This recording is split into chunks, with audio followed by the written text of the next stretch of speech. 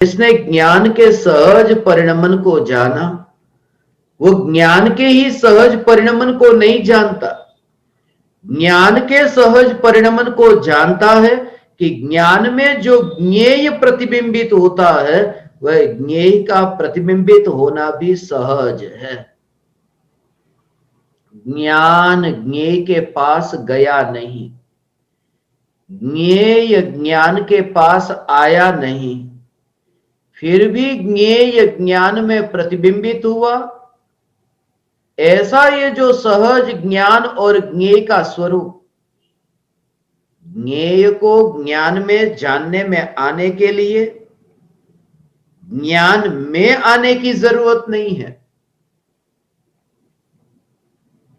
जैसे ज्ञेय को ज्ञान में जानने में आने के लिए ज्ञान में आ जाने की जरूरत नहीं है, बस ऐसे ही यहां पर सभी ज्ञेयों को लेना।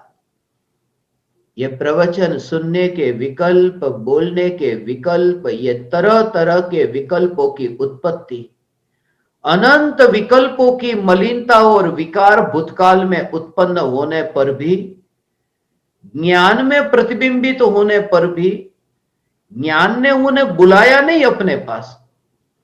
जो भी पदार्थ ज्ञान में जानने में आते हैं, ज्ञान बिल्कुल अलिप्त रहता है, ज्ञान का कोई संबंध नहीं। ज्ञान इतना परतंत्र और पराधीन नहीं ज्ञेय पर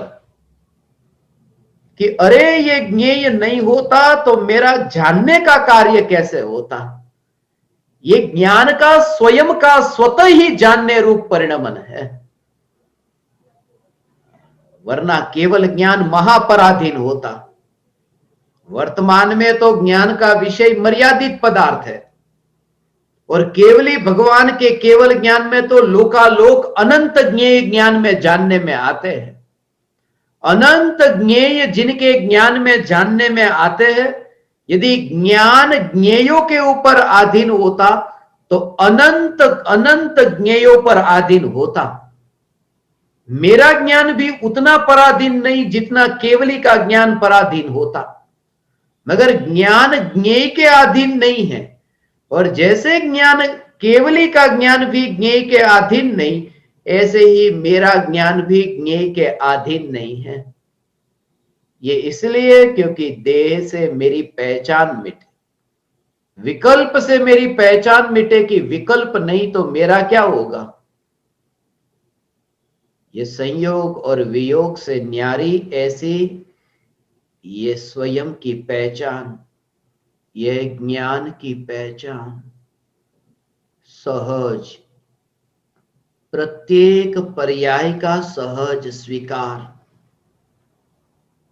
जो भी घटना घटित हो उस घटना का स्वीकार। सम्यक दृष्टि ज्ञानी धर्मात्मा को क्रमबद्ध पर्याय की यथार्थ श्रद्धा है, इसलिए प्रत्येक पर्याय का स्वीकार है।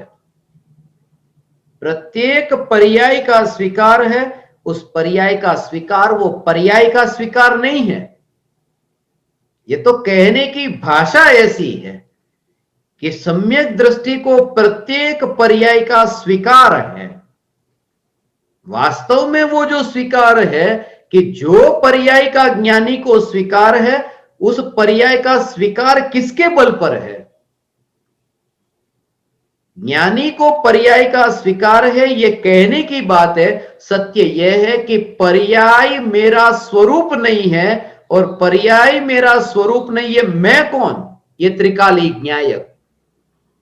पर्याय जिसका स्वरूप नहीं है, ऐसा मैं त्रिकाली ज्ञायक, इस ज्ञायक का स्वीकार है, जिसके बल पर फिर पर्याय का स्वीकार होता है। इसलिए ये कहा कि कोई तुम्हें बुरे शब्द कहे तो भी स्वीकार करो, कोई तुम्हें अच्छे शब्द कहे तो भी स्वीकार करो। तुम्हारे जीवन में इतनी अनुकूलता आए तो भी स्वीकार करो, प्रतिकूलता आए तो भी स्वीकार करो। स्वीकार करो, जो भी स्थिति सामने आए उसका स्वीकार। बीमारी आए उसका स्वीकार करो, बीमारी मिट जाए उसका स्वीकार करो, किसी का जन्म हो तो स्वीकार करो, किसी की मृत्यु हो तो भी स्वीकार करो। ये तुमने बहुत बार सुना, ये मैं नहीं कहता, मैं ये कहता हूं कि जिसका तुम स्वीकार करने के लिए कहते हो उसका स्वीकार तब तक नहीं हो सकता जब तक यह स्वीकार न हो कि वह जो पर्याय, वो पर्याय मेरा स्वरूप नहीं और मैं त्रिकाली न्यायक हूं, मैं त्रिकाली न्यायक देव हूं। ऐसा जब स्वीकार होता है तब लोकालोक की प्रत्येक घटना का सहज स्वीकार होता है, ये मान करके कि वो घटना मैं नहीं, क्योंकि मैं ध्रुव हूं और घटना अनित्य है, घटना क्षणिक है और मैं नित्य हूं। ये भेद विज्ञान के बल से प्रत्येक घटना का, प्रत्येक पर्याय का स्वीकार होता है। पर्याय के लक्ष्य से पर्याय का स्वीकार हो ही नहीं सकता, द्रव्य के लक्ष्य से पर्याय का स्वीकार होता है। इसलिए इस जगत में यह स्वीकार की घटना बहुत आती है, स्वीकार करो स्वीकार करो स्वीकार करो, ऐसी प्रवचन की ये क्रियाएं, ये प्रवचन के विकल्प ये बहुत गूंजते हैं, मगर स्वीकार होता नहीं। भीतर में जब चैतन्य का स्वीकार हो, इसलिए अनंत ज्ञानियों का जोर स्वरूप के स्वीकार पर है। घटना का स्वीकार तो सहज होगा, एक एक का स्वीकार करने नहीं जाना पड़ता। वो किस प्रकार से, जैसे कि तुम्हें यदि मोह छोड़ना है ना, तो पहले शरीर का मोह छोड़ो, माता पिता का मोह छोड़ो, पत्नी पुत्र पुत्री ये रिश्तेदार उनका मोह छोड़ो, घर का संपत्ति का मोह छोड़ो, गांव नगर देश का मोह छोड़ो। एक एक का मोह छोड़ना ही नहीं होता, ऐसे मोह छूटता ही नहीं है। ये मोह को छोड़ने की विधि नहीं, एक ही कि मैं चैतन्य परमात्मा हूं, ऐसा जब स्वीकार हुआ कि सब परद्रव्य और परद्रव्य ही नहीं, सभी पर्यायों में से एकत्व मिट गया, ये एक द्रव्य के स्वीकार से।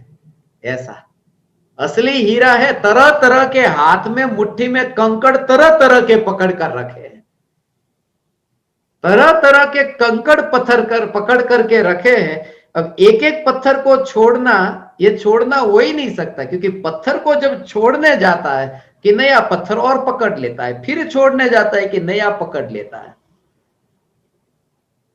मगर जब ऐसी दशा प्रकट हो कि स्वयं की परिपूर्णता को जाने कि मुट्ठी खुल जाए, कि पता ही न चले मुट्ठी खुल गई और वो पत्थर सब गिर गए, एक एक को नहीं छोड़ता, सब गिर गए। ये चैतन्य तत्व की परिपूर्णता का अनुभव होने पर, एकत्व स्वरूप में होने पर समस्त पर द्रव्यों में अपने आप, ऐसे अपने आप एकत्व छूट जाता है। वरना एक एक में तो एकत्व कैसे छूटे? ये इतना कठिन कर दिया है, सहज स्वीकार को कठिन बना दिया। तुम्हें ऐसा लगे अरे ये तो स्वीकार, सहज स्वीकार ये कितना कठिन। हमें तो आज तक ये सुना था कि कोई बुरा कहे तो स्वीकार करो, अच्छा कहे तो स्वीकार करो, वो थोड़ा सरल लगता था। वो सरल नहीं, वो बहुत कठिन है। पर का स्वीकार करना ये बहुत कठिन है, स्वरूप के स्वीकार के बिना कठिन नहीं, असंभव है।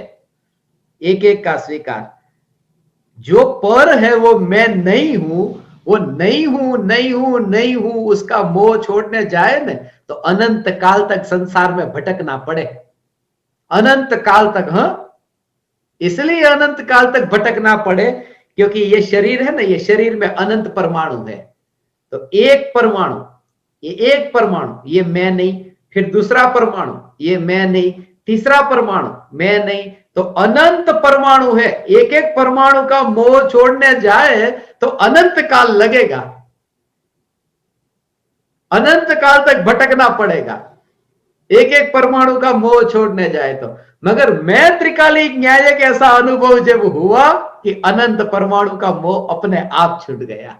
मैं ये कहता हूं कि द्रव्य के स्वीकार से, पर पदार्थ और पर्याय से ऑटोमेटिकली सहज ही छुटकारा होता है।